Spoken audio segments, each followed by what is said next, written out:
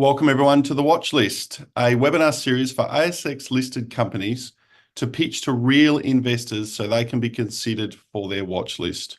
Our job is to showcase companies that are on your watch list or to give you some ideas of companies you might want to put on your watch list. As we know, being on your watch list is a big deal. Today, we've scoured the ASX and found 4 companies that you may not have heard of previously from a range of sectors who we believe have compelling investment propositions.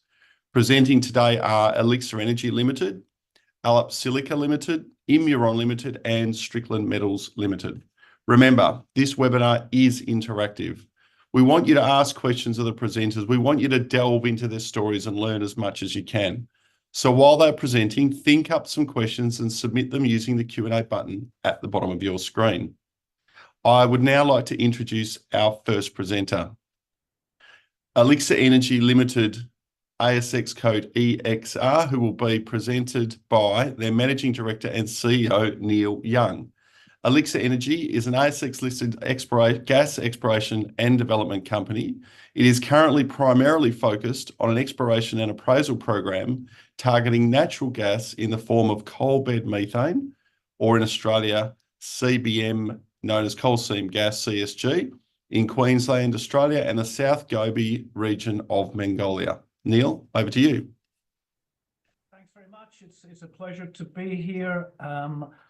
This presentation is very much focused on our current Queensland operations, and so I'll whiz through that and obviously welcome any questions at the end. Next slide, thanks. So here's the macro overview for natural gas just now. Really 3 separate themes that are relevant to the Queensland operations. Firstly, the desired energy transition is very, very hard.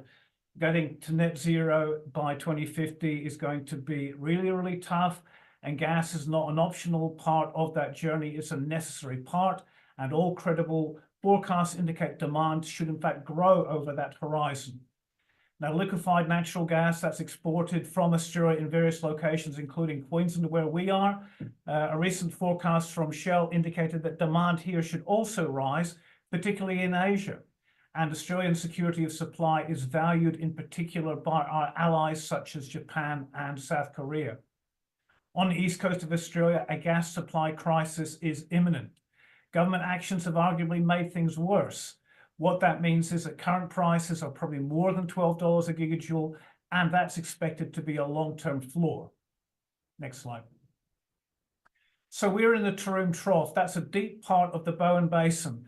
The Bowen Basin's a massive Permian-era basin that has delivered for Australia over many, many decades. It has some of the world's best coking coal, some of the world's best coal seam gas, and as we go deeper, we believe it could have some of the world's best tight gas. The Taroom Trough is deep. We're about 4,000 meters here. There's known to be an awful lot of gas here. The challenge is getting it out. We're immediately adjacent to infrastructure.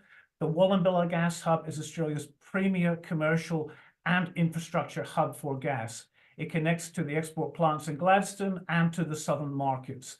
So accordingly, pipeline costs are minimal compared to competitors that are further away. And as an active oil and gas province for many, many years, arguably 100 years, there's community acceptance of what we do. And the onshore service sector is effectively immediately adjacent and can be accessed within hours rather than days or weeks.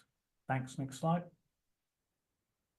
So Gladstone LNG plants were constructed and they were never quite full. And indeed now the coal seam gas fields which supply those have arguably peaked and are in decline, and we have a graph here commissioned from an industry expert that shows that decline will rapidly accelerate.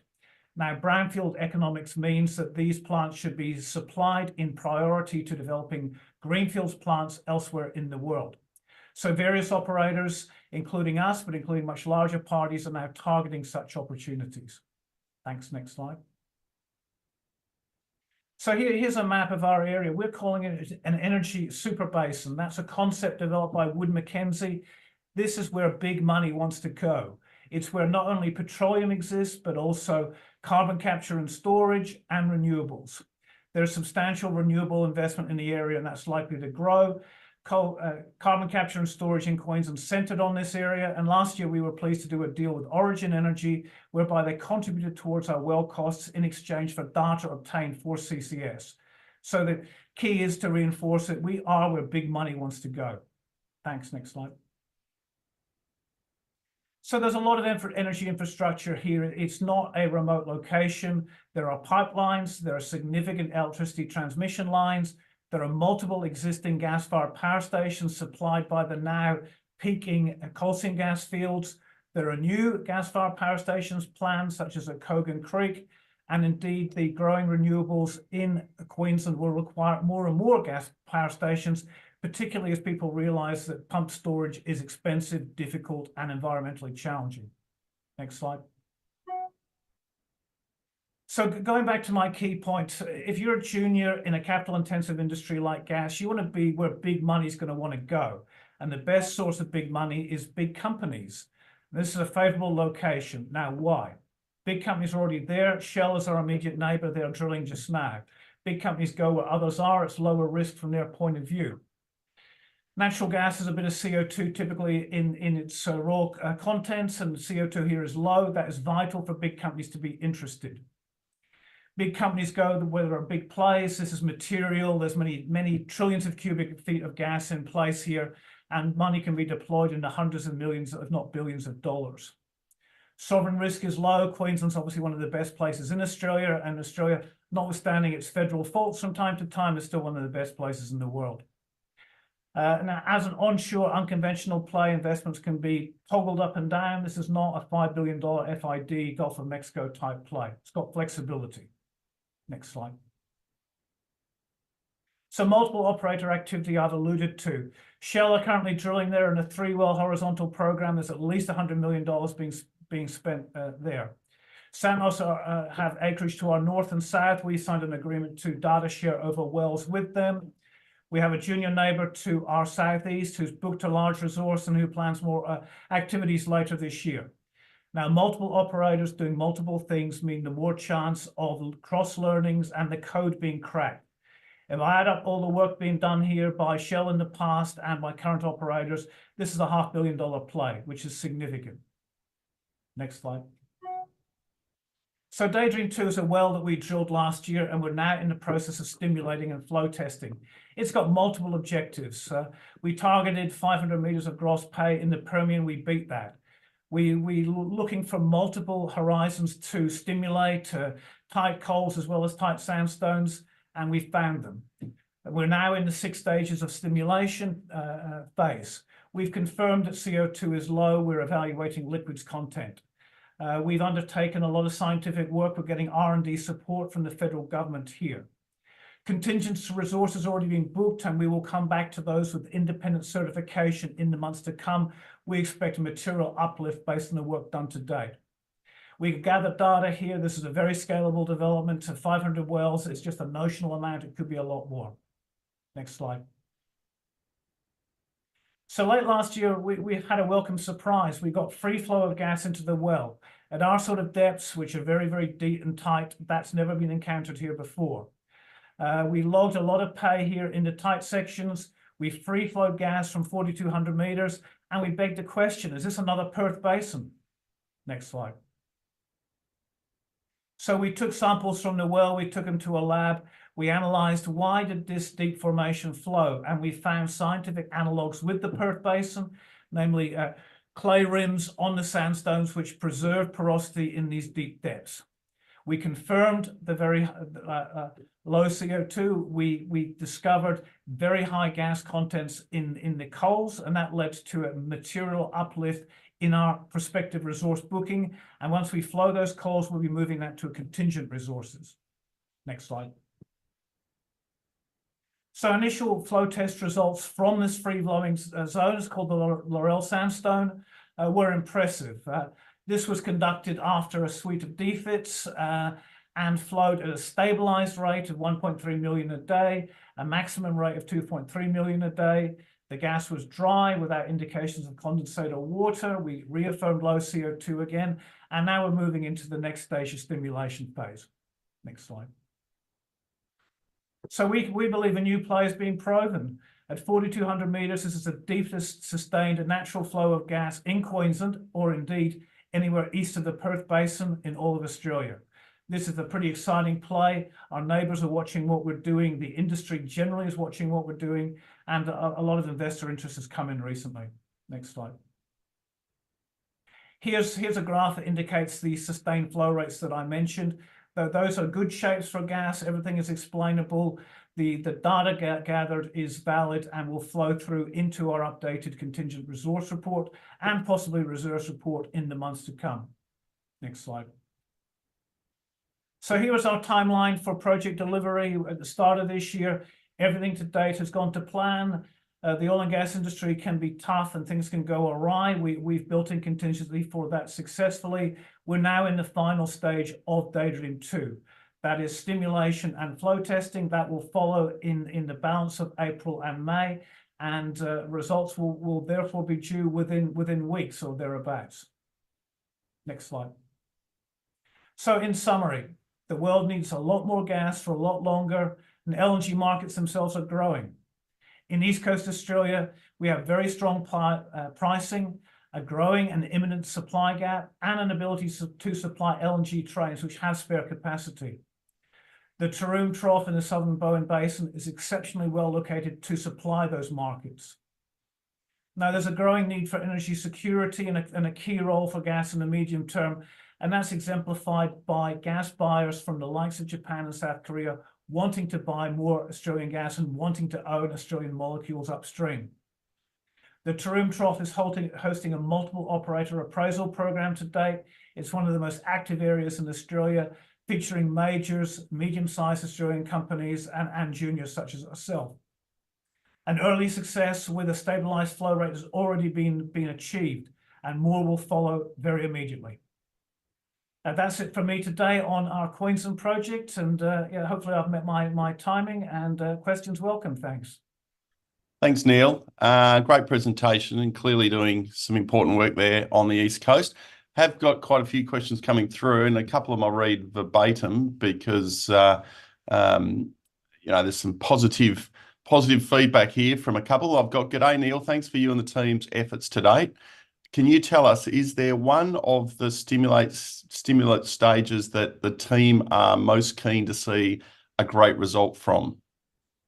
Well, it's like asking who's your favourite child, so it's a difficult question to answer. I think, to be honest, one of the probably lower flowing zones will be the coals, but because no one's ever flowed them before, that is possibly the most exciting. It can convert very significant prospective resources, start moving them into the contingent resources. It will indicate that the gas in place in the coals, which in our block alone is probably 25, 30 TCF, you get a small amount of that out, and it's a lot. And so that's very exciting. But as I say, that's the slightly favoured child, but we love all our children. And how does Grandis rank as a new supplier to the East Coast gas market compared to potential competitors? Well, I think a key point is a material potential competitor is now nearly finished, and that is Twiggy's been building an importing plant in New South Wales at Port Kembla. That has an ability to take a lot of gas into that state. He's invested hundreds of millions of dollars into that. Now, when that gas comes in, it will cost LNG costs plus the costs of regassing. That's a $20 gas price right there. Other competitors, exist in far north Queensland or indeed in the Northern Territory, and I wish them all the best of luck. But I also observe that they are further away, and distance comes with cost. And just talking about prices, maybe a bit of crystal ball gazing here, but what are the expected gas prices on the East Coast? I mean, typically they're now in the region of $12, $15, and all, I think, respected forecasters expect that to be sustained. There aren't any magical sources of low-cost gas to come onto the market. Demand has been reduced in some respects, but otherwise demand can grow, for instance, in gas-fired power stations, which in my and many others' views will be required to stabilise the grid as it has more renewables come into it. A good question here. Are there any community issues with respect to your activities in the Taroom Trough? I mean, this is one of the best places in Australia to have oil and gas. I think the first well in Roma was drilled probably more than 100 years ago. The Mooney oil field, which lies immediately proximus to us, have been producing since about 1960 or thereabouts.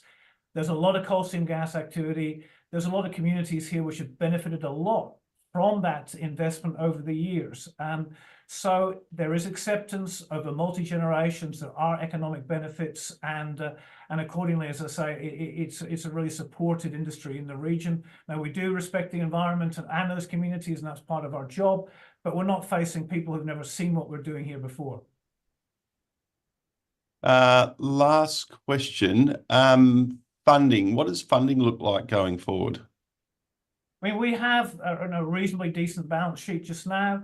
As I noted in our presentation, we have R&D support from the federal government for this well.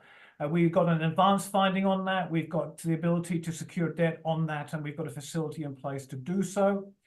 We're investigating potential partner opportunities with some pretty interesting counterparties, and we would expect some contributions on the fiscal front from any such deal in various ways. So we're feeling pretty good about this just now. Naturally, we're a non-revenue company, and we have therefore a number of avenues to pursue to deal with these matters, which we are doing so.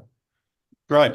Thanks, Neil. That's all we have time for today. There are a few further questions which I'll pass through to you so they can be answered directly with those investors and potential investors. So really appreciate the presentation. Enjoy your day.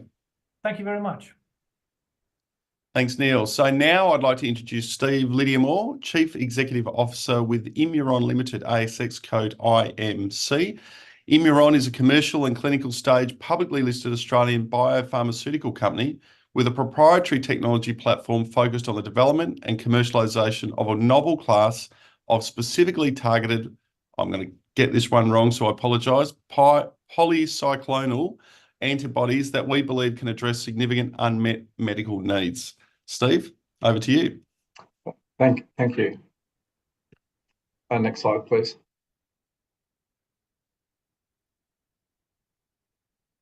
And the next slide. Quick overview of the company. So we're listed on both NASDAQ, IMRN, and ASX IMC. You can see that we're a little bit unusual for a biotech company that we have not only clinical programs, so 4 clinical programs, but also 2 commercial products, one of which Travelan is sold in 3 countries around the world, Australia, US, and Canada. We're quite advanced in our clinical program. So Travelan is in 2 clinical trials at present. We just read out top-line results on a phase 2 controlled human infection model study in ETEC, that's enterotoxigenic E. coli. And we're planning to get our clinical study report completed June, July, which will be submitted to the FDA. And following that, we'll have a FDA phase 2 meeting with the view to moving into phase 3 next calendar year. The other studies are a little bit different in that the Uniformed Services University is running this. So they're the sponsor and they're funding it. It's a phase 3-like trial, called a phase 4 trial because they're using our current over-the-counter product. And they're comparing this in a placebo-controlled trial in US and UK military personnel travelling to high-risk regions. And just updating the numbers here, last time I updated this, it was 50% of target. We're now up to 64% of the target 866 military personnel. The other program is Camp ETEC, and this is Campylobacter and enterotoxigenic E. coli. A similar trial to the Travelan trial. It's a phase 2 controlled human infection model study, studying healthy volunteers that have been volunteered to be infected by Campylobacter to see whether our Camp ETEC product can prevent that from infecting them. That's due to read out in June, July top-line results, so upcoming milestone there.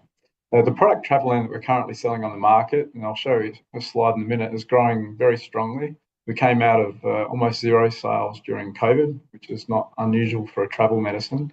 And we're up more than 100% last financial year. And in the current financial year, we're up another 154% again. And you'll see the graph in a minute. It's quite impressive. We're evaluating options to enter into new markets, international markets. likely the UK market will be first, and also to add other products into our portfolio.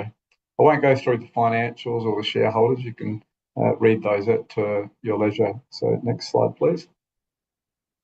There's a little bit of detail down the bottom here, which I won't go into, but these are the types of bacteria that cause travellers' diarrhea.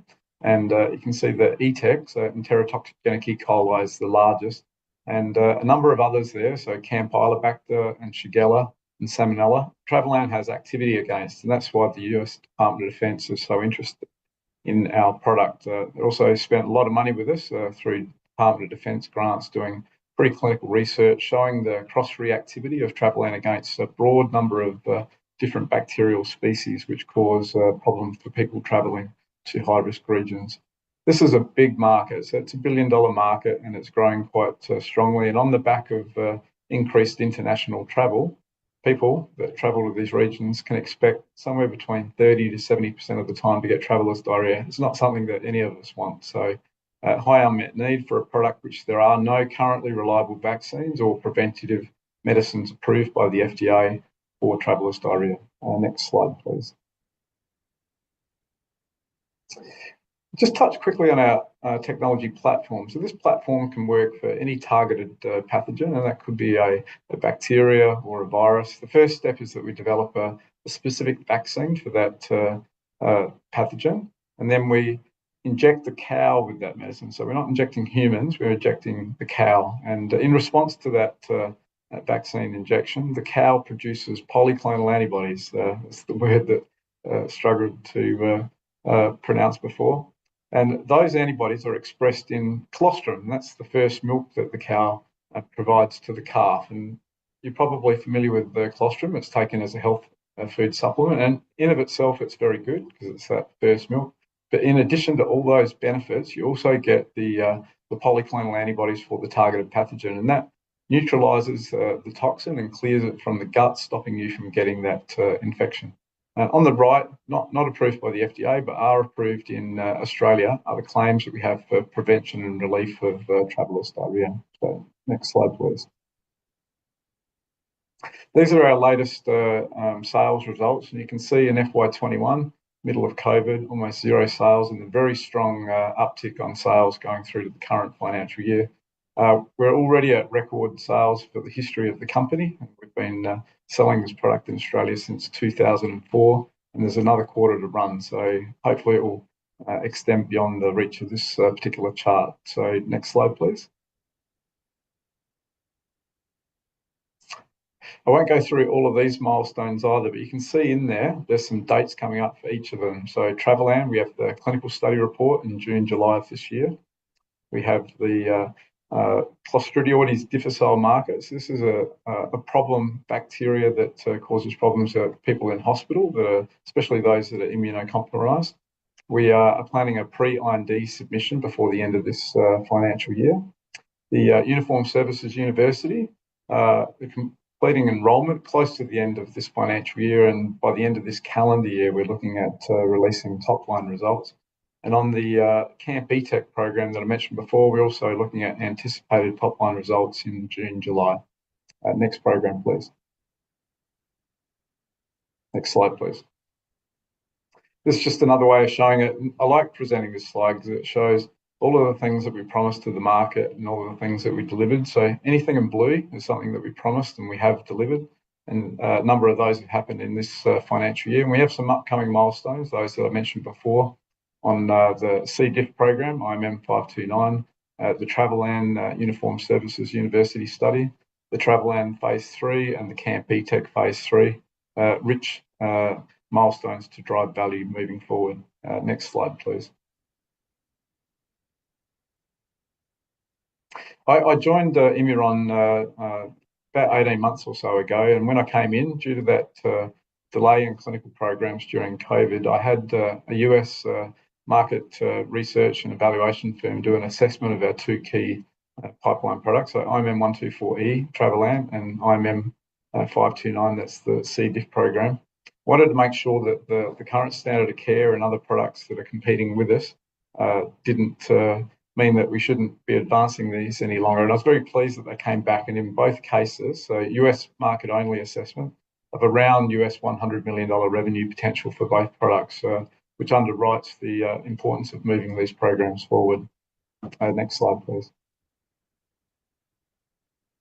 A question that I'm getting ahead likely to be asked about, what's next for Travelland? So IMM124E, we've just completed phase 2 and released those results and got a positive reaction from the share market. We're now moving into a phase 3 strategy. So when we submit the clinical study report in June, July, we'll have a meeting with the FDA. That's the end of phase 2 meeting. We will then talk to them about what trial design do we need for phase 3. It's likely to be 2 phase 3 trials of roughly 600 patients each of which will roughly take about 2 years. And the cost of those will be roughly $5 million each, and take that 2 years' time. Probably do them in parallel. So we'd type from start to finish, we're looking about 2 years. So earliest registration, I guess, for this product is probably around 2027 financial year. Next slide, please. I'm quite excited about this one. So IMM529, it's not as advanced as the other programs. So this is the one that we're preparing to submit the pre-IND by the end of this financial year. This is a big problem in hospitals. It's a product that can overcome some issues with antibiotics. So vancomycin, metronidazole, phytomoxicin are used in treating it, but a number of people, even after being treated and being cured, get it back again. So it's one of those recurring problems, an antimicrobial resistance issue. I probably should have mentioned this before. Our product is not antibiotic, and so it does not have any of those antimicrobial resistance issues. And importantly, the reason that the Lumanity feedback came back so positive, we have a triple mechanism of action, which is would be the first, and we're very excited that an oral product can come into this space with such great potential. So next slide, please. Oh, last slide. Here we go. So now open up for Q&A, David. Thanks, Steve. Great presentation. And as you said, post-COVID, you've seen exceptional sales growth of the Travelland product. Do you think that can continue? Look, I do, and I say that for a number of reasons. So firstly, in Australia, where most of our growth has been coming, for those of you that read the press, you may have seen that Bali has overtaken New Zealand as the number one destination for Australians, and this is one of those high-risk regions, and we're barely touching the surface of people that could benefit from our product. So as I mentioned before, there are no preventative traveller's diarrhoea products, and ours offers an opportunity for a holiday without diarrhoea. So in Australia alone, we can expect more growth. But we've also have the product on the market in US and Canada, and our sales are relatively low, and that's because we haven't invested significantly in sales and marketing efforts. We are starting to do that now. And recently in the US, so July last year, we launched on Amazon.com. Just last month, we launched on Walmart.com. And we're presently going through category reviews to try and get it into retail pharmacy in both the US and Canada. And we'll soon launch in Amazon in Canada as well. And Canada even itself is larger than Australia by population, with a similar market setting with retail pharmacy. US, a little bit different setting, but it has a much larger population. So that growth potential is very, very significant. Well, having some friends just come back from Bali, they probably wish they had bought your product before leaving, and heading there later this year. So I'll make sure I jump on and get your product as well. Now, you have a strong collaboration with the US Department of Defense. Do you think they will collaborate on Travelland phase 3 trials? That's a very good question. So when we released our phase 2 results, we did indicate that we will be seeking non-dilutive funding to assist with funding the phase 3 trial. So in the first slide, if you have a look there, as of end of December, we have about $15 million in cash, which is not too much less than our market cap. That can fund a lot of it, but obviously non-dilutive funding from grant sources like the Department of Defense is welcome, and they have funded most of our preclinical research, and we will be meeting with them. There's a military conference in May that Chief Scientific Officer, and I will be attending, and we'll have those discussions about grant funding for phase 3 trials for Travelan. And is there an opportunity to work or collaborate with other defence departments globally?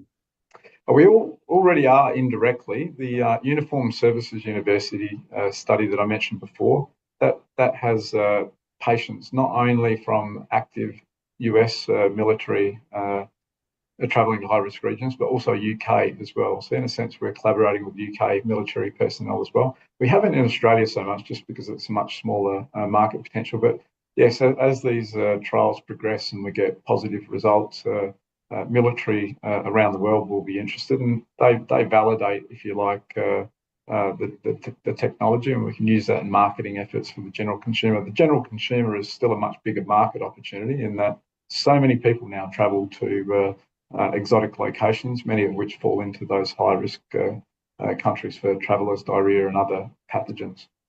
Now, you mentioned the UK from a defence point of view. Is it a new market for Travelan? And how far away do you think you are from being able to sell into that market? It is a potential market, and on the back of a successful launch in the US on Amazon.com, I'm cognizant that of the Amazon markets around the world, number 2 is Germany, closely followed by the UK. The UK for us has some advantages in that it's an English-speaking country, and we're more familiar with it. So it's very likely that in financial year 25, we'll be launching Travelan in the UK market. Another good question, I assume, from a shareholder. If phase 3 Travelan work is successful, would the current 200 milligram multi-dose product be phased out and you'd revert essentially to a 1200 milligram dose, and would you sell that sort of in a singular form? We don't have an answer for that question yet. We're not obliged to do that. It is possible to keep both an over-the-counter product and a prescription product on the market at the same time. I would imagine that the prescription product may have tighter specifications and some differences, whether that's in the active ingredient or the finished product formulation itself. And for that reason, the two products could coexist on the market. There's big advantages in having a prescription product approved in that at the moment, especially in the US market, we can't make label claims. So the claims that I showed before that we can make in Australia, we can't make in the US, which really precludes us from all of those people that generally seek healthcare practitioner advice before travelling to overseas locations. And that's roughly half of the market that we're not addressing. So there's big upside in launching an RX, but we don't really want to lose the OTC side. So we may choose to hang on to that in one form or the other. Thanks, Stephen. Great presentation.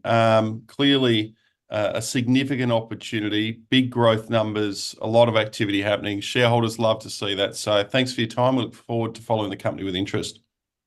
Very good. I'm just showing the scientific references. For those that are scientifically minded, this is references to the published papers for all of the preclinical and clinical research that we've done, both on Travelan and IMM529 for Clostridioides difficile. Thank you very much. Brilliant. Thank you, Stephen. I would now like to introduce Allup Silica Limited, ASX code APS, and who will be presented by the Managing Director, Andrew Haythorpe. Allup is an innovative silica sand exploration company dedicated to identifying areas abundant in the precise type of sand required for the future production of highly refined, pure products, catering to the demands of the photovoltaic and other cutting-edge industries. Andrew, over to you. Thank you, David, and thank you, ladies and gentlemen, for joining us this morning. If we may move on to the next slide, please. The all-important disclaimer, please read that at your leisure, and onto our corporate snapshot. Thank you very much. We have a very simple story to share with you this morning. It's about projects, purity and ports, and I'll go through that in due course. In terms of an overview of the company, though, from a corporate point of view, about 50% of the company is owned by directors and insiders. We set this company up about 4 years ago, just as COVID was getting started, so to speak, so recent history. We listed about nearly 2 years ago, almost exactly, and we're trading around 4.5 cents, give or take. In terms of our market capitalisation, and I'll probably touch on this again, we're very, very lowly capitalised at just over $3 million. My apologies. And currently shares on issue about 84 million shares. So we've got a very tight corporate structure, very clean and very simple. If we can move on to the next slide, please. Again, a tight, very experienced board of directors. Myself as managing director, Campbell Smythe, some of you may know, some of our investors certainly, has been in the markets for quite some time, and Gavin Ball, a very accomplished businessman, as our board of directors, and all shareholders with skin in the game. Thank you. Next slide, please. So let's get on to the company itself and the project. So we've basically got 4 projects, and we've been focused on 4 ports, and the reasons will become clear as I move through this. So what we've really been doing is evaluating high purity potential project areas that have access to ports that in turn have port capacity either immediately available or available without too much effort moving forwards. All of our projects are 100% owned. They're all located in West Australia. We have one to the north, Cabbage, which I'll talk about. And then we have several to the south, Sparkler, which is our main project, where we came out 2 years ago with an initial 70 million tonne inferred resource of silica sand. We've been doing progressive work on Sparkler as we move through de-risking that project. And more recently, we've been doing some work over towards Esperance at Pink Bark and June Buggy. So the focus of the company is dual focus, if you like. One is on the silica itself, and then also what are the logistics in terms of exporting and finding customers and delivering high purity product to our customers moving forwards. So if we move on to the next one, please. The ports in particular down south, our Sparkler project, we started at this project initially about three and a half years ago. And we were attracted to it because of its proximity to a major highway, and then connection of that highway through to Bunbury Port, where there is some capacity available, and Albany Port, which is another bulk tonnage export port here in West Australia. Our initial sampling was very encouraging. We would get silica grades in excess of 99% silica, and we've done subsequent work on that shows that with very simple washing and cleaning, we can improve the grades and the purity of that. So 70 million tonne JORC resource, more than enough for us to get started with. And if we can move on to the next slide, please. So just a closer look at Sparkler and where we did some drilling towards the end of last year. And that little area in the yellow odd shape is our inferred resource area, where we've increased the drill density, and we're working on improving the confidence as we go from JORC inferred resource and start to move it up the rankings. And there's some details on our mineral resource statement that we came out with. And with respect to the grades and the metallurgy that we've done, we can see that we can lift it to 99.5% silica purity, which is very encouraging from that photovoltaic sector that David just touched on in our introduction. And of course, equally important is getting low iron. So if we can move on to the next slide, please. And this is actually what the Sparkler Silica Sand project looks like. It's actually used low-value farmland. It's been under agricultural usage for decades. And we're looking for that high-purity silica, as I've mentioned. The good thing about high-purity silica is, unfortunately, from a farming and agricultural point of view, it's literally sand, almost beach sand. Therefore, from an agricultural value, it tends to be pretty low value. It's difficult ground to grow things on. The nutrient levels are very low. Clay content's low. In fact, all the things that make it a great sand deposit from a silica sand and a purity point of view is what makes it less attractive from a farming point of view. So this area is also, for that reason, attracted our attention early on, and that's why we've been back for multiple drill programs over the last couple of years, gathering further bulk samples and then working towards securing customers. Next slide, if we may, please. So in terms of high purity silica sand, this is a slide that shows the relatively raw silica sand on the top left corner. You can see little black dots and impurities, which is the way nature provides it. But as we move through screening and sizing the sand, we can improve the purity of it just by simple screening. Gravity separation using spirals, just water and letting gravity do the work to, again, separate the silica from the impurities. And then as a final stage, using magnets to pull any residual iron out of the silica, then gives us a very simple, very low cost processing to take it from raw silica sand in the ground and then upgrade it to the high 99+% level of silica, but also bringing that parts per million of iron down to around 100, which is specifically targeting the photovoltaic sector, i.e. solar panels. Thanks. Next one, please.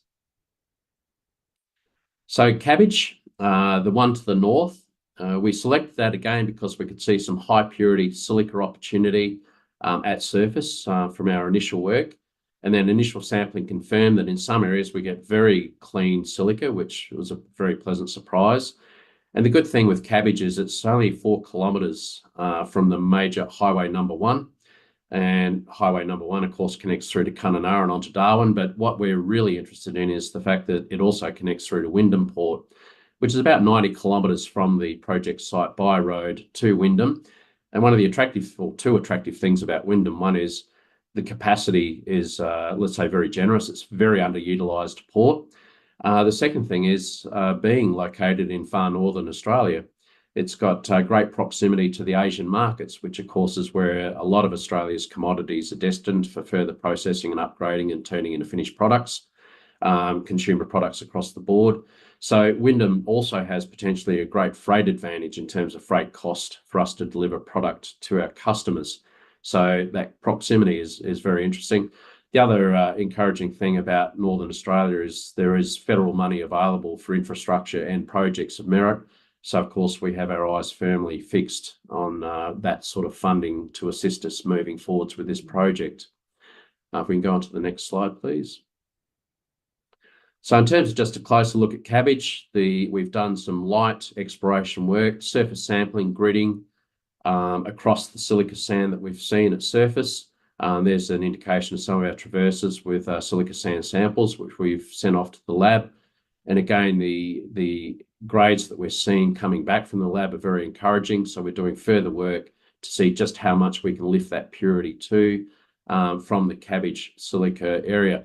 We've also done microseismic, which defines the base of the sand unit, and of course digital elevation or surveys at surface, which gives us a surface topography. So we've again got a very encouraging handle on the volume of sand potential there before we get into more detailed drilling and metallurgical work as we move forwards. Thank you. Next slide. So in terms of a bit of an aerial view of cabbage, you can see highlighted to the top left-hand corner is some orangey coloured sand, which is not so much of interest because it does have higher iron content. You can see that reflected in that slide. But to the bottom right, you can see even though the silica grade might be a little bit less just on the raw grabs, the iron is also lower. So each silica deposit has its own unique characteristics, just like each port has its own unique characteristics as to where it's at with infrastructure and utilisation. So we look at each silica deposit and we do this very quick, very low cost cursory examination of looking at the silica grains under a microscope, seeing it to the lab, and seeing what's most amenable to giving us a high purity product with very low cost. So it's almost direct shipping ore is what we're looking at here, and a copy of the helicopter, photo of the helicopter there on site where we did this initial grab sampling program last year. Thank you. Next slide.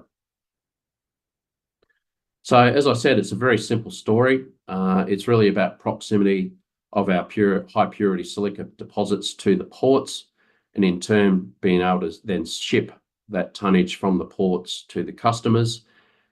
We've de-risked the project by we continue to focus on 2 or 3 projects at any point in time to see which one we can get across the line first in terms of production, signing up customers, financing going into commercial production.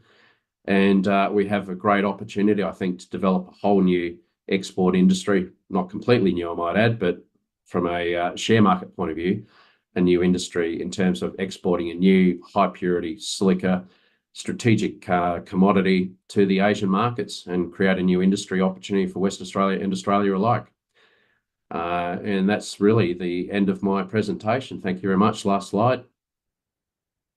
Thanks, Andrew. Great presentation. Interesting product, as you touched on. Just looking at demand, what are you seeing from a demand point of view for the product? The market's at a very interesting stage. The world's largest exporter of high purity silica globally is actually Australia. It's actually far north Queensland, Cape Flattery, which some of the viewers might be familiar with. And Cape Flattery's been operating, I think, for just over 50 odd years now. But we understand that that project, which is 100% owned by the Japanese for the last at least 40 years, is running down from about 3.5 million tonnes per annum of export high purity silica, again, mostly into the Asian markets. That project is running down in terms of its ability to continue to produce. So with that immediate 3.5 million tonne sort of shortfall looming as we move forwards in coming years, that's creating new opportunities for junior resource companies such as Allup Silica. So we're very interested in that. And then also from a pricing point of view, if I may add, silica, especially the high purity silica, is really being pulled by very strong demand for solar panels, photovoltaic, solar panels like low iron content silica.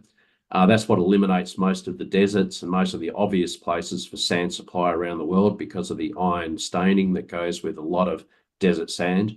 So the clean sand is what's actually quite difficult to locate. And that's where we've got these 4 projects that we're moving forwards with.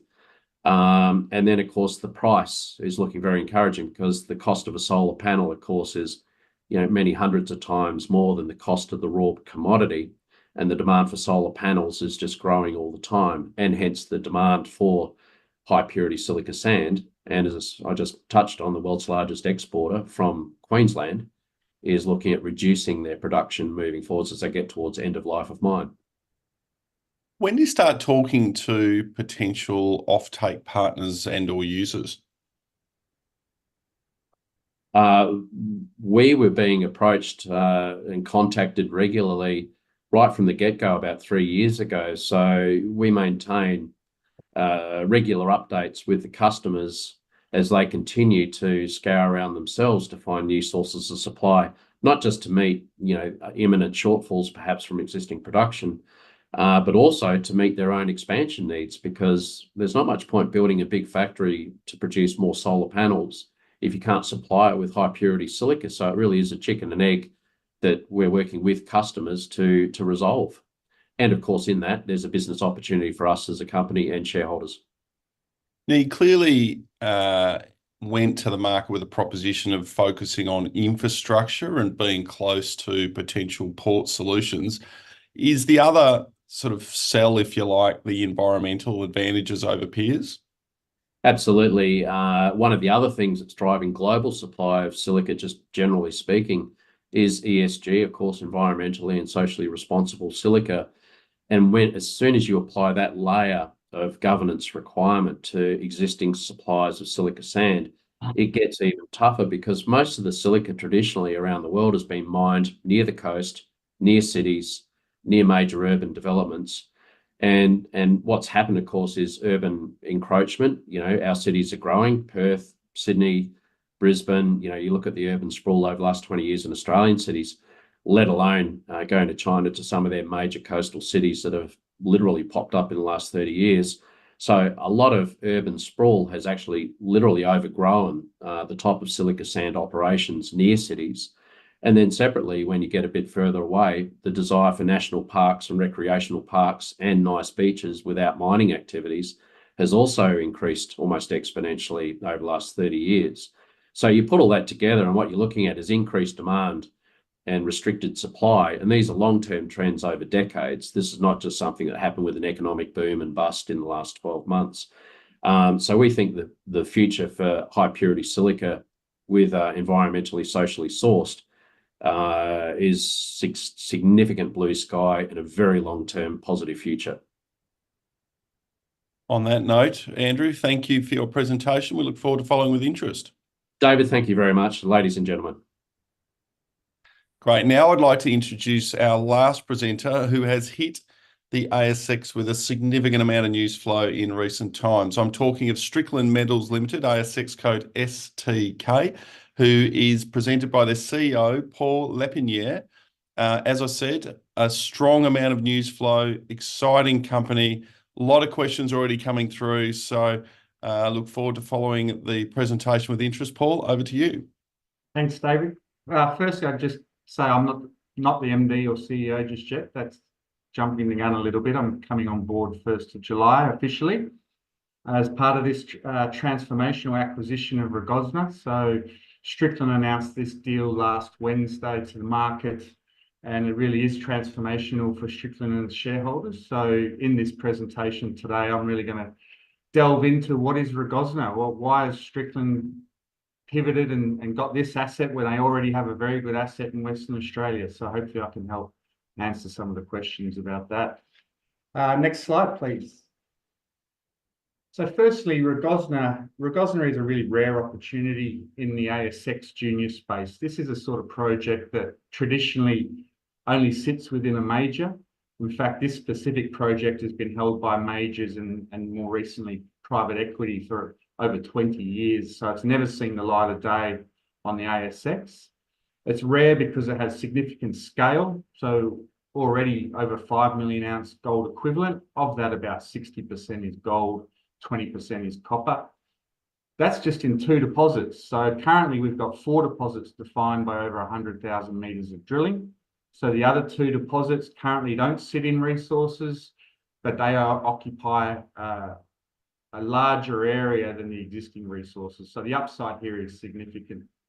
In terms of location in Serbia, we'll touch on a bit more about Serbia shortly, but we are in an operating mining district in Serbia. So we're in the Trepča Mineral District, one of Europe's largest zinc, lead, silver mining districts historically. In terms of the team, myself and John Hronsky, partners of Iberia, we're stepping out of Iberia and joining the Strickland team as part of this transaction. But importantly, when you operate a project overseas, you need to have a really good team on the ground, and that's what we've got in Serbia. We inherited a really high quality team from Eldorado Gold, and we've put a couple of extra people in that to really complement that team. So we've got a really high class team on the ground day in, day out in Serbia driving this project. In terms of value, we also had over 60 million Australian spent to date on the project over the last 20 years, including about 25 million over the last 4 years. In terms of the acquisition, Strickland shareholders are getting a very good deal here, roughly 37 million deal value. The majority of that is in escrowed Strickland shares for 18 months. And just moving forward with our exploration plan, we're going to hit this project really hard from the beginning of June with about 60,000 meters of diamond drilling, and that'll substantially grow the existing resources and test a whole heap of targets as well. Next slide. So a bit of the history of Rogozna, and this is pretty important to give people an idea of the context of this project. So Iberia acquired this project from Eldorado Gold in late 2019. Iberia at the time were looking for assets in the region fundamentally because we were so impressed with what Adriatic Metals had done. And as the guy in charge of finding new projects at Iberia, I just thought there had to be other opportunities like Adriatic in this region. So we did 6 months of project generation in 2019. And during that time, we became aware that Eldorado Gold were looking to sell. Now, at the time, why were Eldorado looking to sell? Well, at the time, their mining operations were not performing. They'd had 6 months of negative cash flow, and this project only had 1 year left on its license. So basically, the exploration team at Eldorado were told, get out of all exploration projects. You have no budget for the foreseeable future. And this specific project only had 1 year left. So we were just in the right place at the right time and managed to acquire this off Eldorado by late 2019. Now, what happened in the first 6 to 12 months of our ownership at Iberia? So we got the main license renewed for a new 8 years. We acquired 2 additional licenses, which now gave us 185 square kilometres. And we made 2 new discoveries in our first drill program, one at Gradina North and one at Medenabats. So here we are today with over 5 million ounce resource gold equivalent, and Strickland will soon be the proud owners of this asset. And moving forward, we expect a lot of strong news flow. Next slide. So in terms of Serbia, a lot of people in Australia aren't that familiar with Serbia, and fair enough. But what I can tell you about Serbia, and I've worked in over 20 countries around the world, is Serbia is definitely up there with the best of them. So it's actually Europe's second largest copper producer behind Russia. And the reason for that is it's got a whole heap of giant deposits. So in the east of the country, in the Bor region, you've got a number of operating copper gold mines. Zijin Mining out of China have recently invested billions of dollars in that region, both acquiring Chikara Peki and stakes in Bor, but also developing Chikara Peki over the last 2 years. Where we're located is in the Trepča district. As I said, this is a historical zinc, lead, silver district with over 30 million tonnes of production historically. And the other thing that's really good about the country is not only do you have all the skill sets that you need with a mining jurisdiction, but you've got good quality infrastructure, and because the combination of geology, a pretty modern mining code, very favourable fiscal terms of 15% corporate tax. All the majors are in the country. So you've got Rio Tinto, BHP, Vale, Zijin, Dundee, Kinross, and also Newmont are on the other side of the border in Kosovo as well. Next slide. Okay, geologically speaking, what we've got here are porphyry-related deposits, but there's a key differentiator between these and porphyry. So our deposits are skarn-hosted gold and base metal deposits. The key difference between a skarn and a porphyry is within a skarn, you actually get a lot of high-grade zones. And over the next couple of slides, I'll show you what those look like. On this slide on the left here, this shows a plan view of our licenses. So we've got 4 licenses comprising roughly 185 square kilometres. In the southern part of the license, we have the 2 resources, Shinats and Copper Canyon. We've also got another drill-defined deposit called Gradina. And then in the north of the main license, we've got Mladenovec. We've got an operating mine, a Srinats lead zinc mine, which is located 4 kilometres from our Shinats deposit. So these deposits form a cluster. So they're not far apart. In fact, from a mining perspective, they'll all feed a centralised plant. On the right-hand side here, we're looking at a long section from the south at Copper Canyon through Shinats and up to Mladenovec. So Copper Canyon outcrops, we've got basically 800,000 ounce gold equivalent at surface there. At depth, we've got another deposit, Copper Canyon South, which is gold only.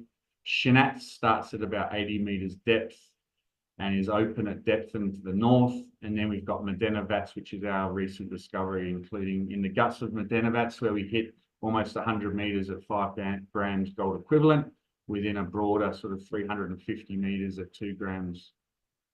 Next slide. So one of the key aspects of this project is really the optionality. So with each of these deposits, you generally, when you're drilling them, you get a very broad, lower grade intersection, generally anything from 100 to 400 metres thick, running 1 to 2 grams gold equivalent. And then within that zone, you'll normally get anywhere from 1 to 4 high grade intervals, generally 10 to 50 metres thick, up to 97 metres thick at Mladenovec, and the grade within those zones generally runs between 3 and 6 grams gold equivalent. So you get a level of optionality on the grade tonnage curve from bulk scale, bulk tonnage, down to more moderate scale, higher grades. And then each of these deposits has a slightly different metals mix. So Copper Canyon is roughly 50-50 copper gold. Gradina is basically 90% gold. Shinats is 80% gold and copper, and Mladenovec is 60% copper and zinc. So you also get a level of optionality around which of these deposits do you want to hit first and bring online first? Do you want the more copper-rich deposits because of obviously all that the copper demand moving forward? Obviously, gold price is really good at the moment. So do we hit Gradina harder because that's 90% gold and it's the highest grade gold? So as I said, this project has a lot of levels of optionality built into it. Next slide. Okay, Shanats. So Shanats is currently the most advanced deposit. This one's got 4.6 million ounce gold equivalent. But a really key aspect of Shanats is within this bulk tonnage ore body, you've got a very nice, relatively coherent high-grade zone. So on this long section here, the high-grade zone averages 25 meters thick at about 3.3 grams gold equivalent. So whilst the overall ore body is a big bulk tonnage, lower grade ore body, within that, you've actually got an ore body within it that's actually higher grade. And through the guts of that deposit, you've got up to 20,000 ounces per vertical meter, which is pretty much unheard of in Australian projects. The other key aspect of this deposit, the current bulk block model, there's no constraining or domaining of the high grade zones, and it's a diluted MIK model. So the actual grades within this deposit are actually higher than what's in the model. Next slide.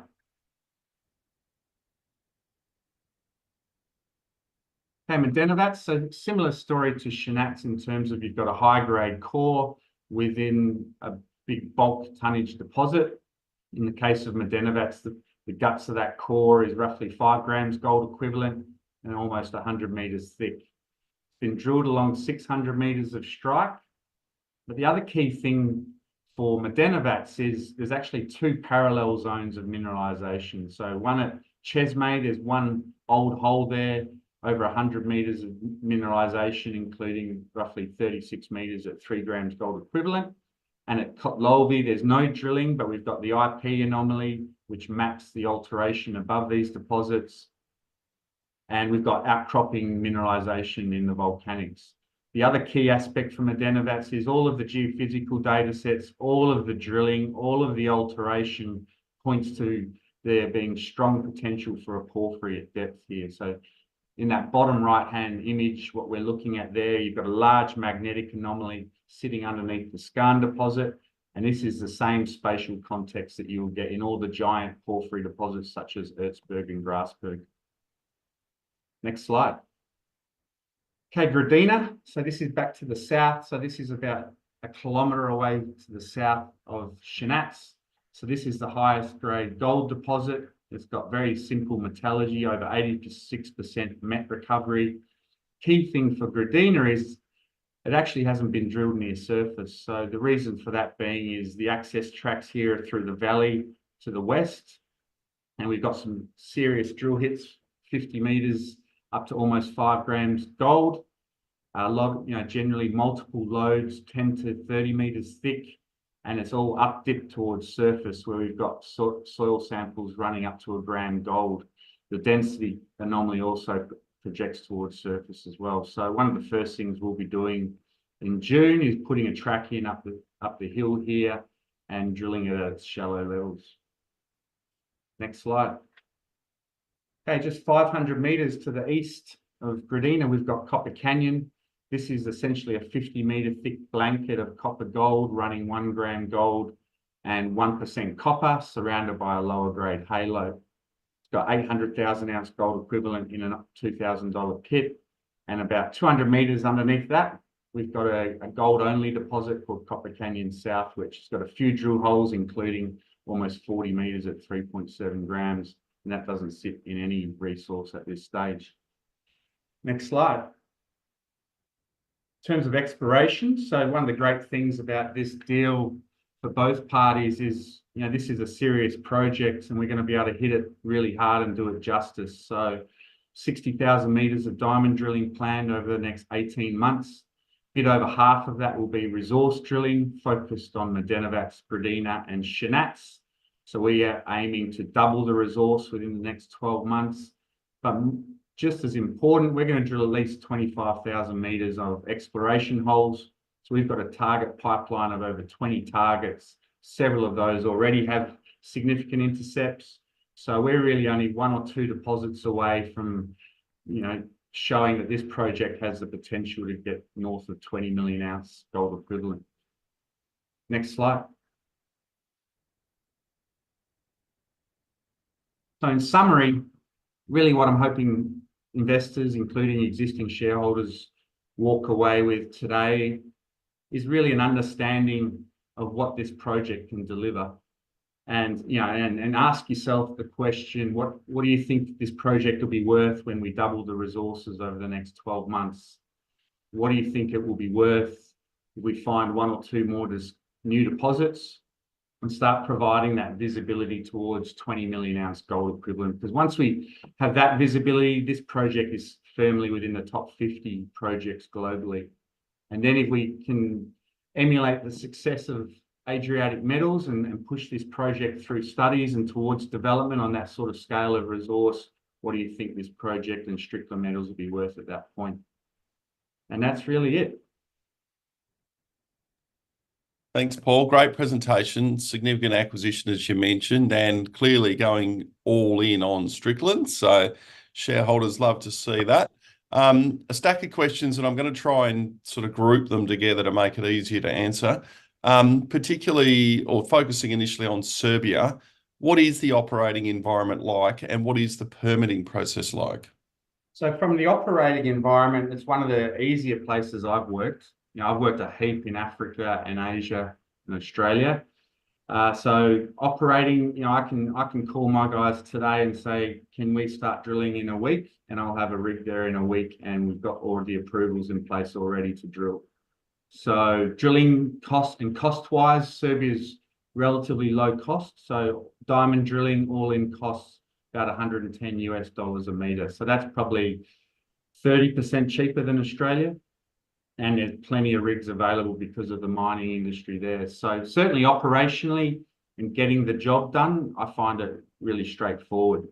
Permitting from the exploration side of things, we found it to be quite straightforward. You get 8 years of exploration license before you need to convert to a mining license. So we've used the first 3 years already. So we've still got 5 years to go on the main license. To convert to a mining license, you only need to have inferred resources by JORC standards. So once we've drilled Medenovats and Gradina to resources, there's nothing stopping us from starting that permitting process for that main license. And in terms of metallurgy, a couple of questions here. How much work's been done, and have you got any results to speak of? Yep. So we've been doing metallurgy work since we first acquired the project. So we spent about $500,000 to date on met test work. It was certainly one of the question marks when we were doing DD on the project in 2019. There hadn't been much med test work. And as most people would understand, polymetallic deposits can be quite tricky. So we've done met test work on all 4 deposits. The results to date have been very positive. So for 3 of those deposits, we've pretty much identified the flow sheet with acceptable sort of roughly 80% recoveries. So Copper Canyon, you get over 90% copper recovery. Shanats, you get basically 80% copper gold recovery. Gradina, you get 86% gold recovery. The one deposit to date where it's been a bit trickier has been Medenovats because of the higher zinc content, and zinc being mainly sphalerite and chalcopyrite for the copper. They have similar float characteristics. So to date, for Medenovats, we've got very good zinc recoveries, over 80%, but the best copper recovery we've got for Medenovats so far is about 75%. So Medenovats needs a fair bit more work and a lot more drilling. It's obviously the least drilled of the deposits as well, but certainly, you know, the early indications are very good. And what evidence is there to support the porphyry, copper, gold, and other resource upside potential? On the porphyry front, so generally if you've got a scale of a scan system of this scale, there's a general rule, which is firstly, you're 10 times more likely to have a mineralized porphyry nearby. But certainly specific evidence, so for Medenovats, for example, in the drilling at Medenovats, we've got high sulfidation epithermal veins in the base of the, you know, the deeper parts of the holes, and these are sort of veins you typically get sitting above a porphyry. We've also got the geophysical anomalies, so we've got a very large remnant magnetism anomaly sitting beneath Medenovats. We've got a very large resistor as well in the EM data. which is what you'd also expect in a porphyry environment. And then you've got the alteration. So Medenovac has really strong hematite alteration. So it's indicative of an oxidized system. Oxidized systems are more likely to give you porphyry copper gold mineralization. In terms of the other upside, just in the skarn style deposits, as I said, we've got Copper Canyon South, which has got already drill holes into it. We've got Chesme, which has got drill holes into it. We've got Jezerska Reka, which we discovered last year, has 800 meters of alteration and mineralization from surface. So we've got 3 or 4 prospects already that we know are mineralized and just need more drilling. And that's not including the other 15 or 20 targets on top of that. Now, I understand you do have drill results pending. What's your expected timeline on delivering those to market? So now that we've announced this deal, we'll send those samples to the lab. We drilled 2 holes earlier this year in January, February at Medenovac. And so we'll send those samples to the lab now. We should get those results in the next 3 to 4 weeks. A good question here. Clearly a shareholder who knows their business. Copper Canyon has some shallow near surface mineralization. Is open pit an option there and elsewhere? So open pit, so it's obviously been optimized open pit, and it's technically doable. In terms of whether we want to down the track develop Copper Canyon as an open pit, I think time will tell on that. Certainly, all the other deposits are underground, and we're very comfortable with that. All the historical mines in the Trepcha district are predominantly underground. There is small open pits around the place, including at that Shrinats mine, but certainly for us, Copper Canyon as an open pit isn't forefront of our mind at the moment. And a good question here, when people look at investing in resources companies, sometimes they're explorers, sometimes they're developers, sometimes they've got an eye on production. Where do you see you and the new management team coming in? Are you focused on getting these into production, or are you looking to just explore them to grow them as big as possible? So at the moment, certainly our initial focus is to do the drilling and the exploration work to grow this as quickly as possible. But importantly, in the background to all of this, we will be doing all the study work as well. So I think you don't need to look much further, for example, than Adriatic Metals, and I have a lot of respect for Paul Cronin and those guys with what they've been able to achieve there in Bosnia. And that's certainly a pathway that we'll be following. But, I'll be also very surprised if a major doesn't, want to get involved with this project at some point in the near future. Now, there is a question on the WA assets. So the Yandal project in WA is showing a lot of promise. Is there intention to produce that asset or to continue selling it to the likes of a neighbour? So you're going to continue with the asset, or yeah, are you going to open? That's a really important part of the story as well. So certainly from an Iberia perspective, we really love that asset, and obviously Strickland and its shareholders love that asset too. So we think it's really complementary. It's of high strategic value. So the exploration plan for the Yandal actually doesn't change at all. We've got 2 rigs there now. We're going to continue hitting that project really hard as well, because obviously the value of any ounces we find there are huge given the proximity to Jundee. And certainly, we're not shying away from the fact that, we can grow that resource pretty quickly as well to sort of north of 500,000 ounces. That there's, high potential to do another Northern Star deal there as well. Paul, a great presentation, clearly a transformative acquisition that's excited not only your shareholders, but the market generally. Incoming CEO, but clearly all in on Strickland Metals and its assets. So we look forward to watching with interest. Thanks for your time. Thanks, Dave.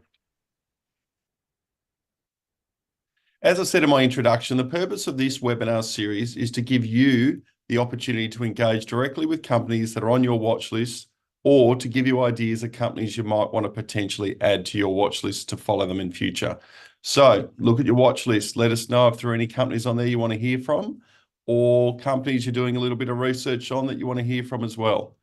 I'd like to thank each of you for watching and being part of today's webinar, and for each of the company presenters for the introduction to their respective companies and the value proposition they present. We'll see you again in a few weeks' time. Thanks everybody for your time.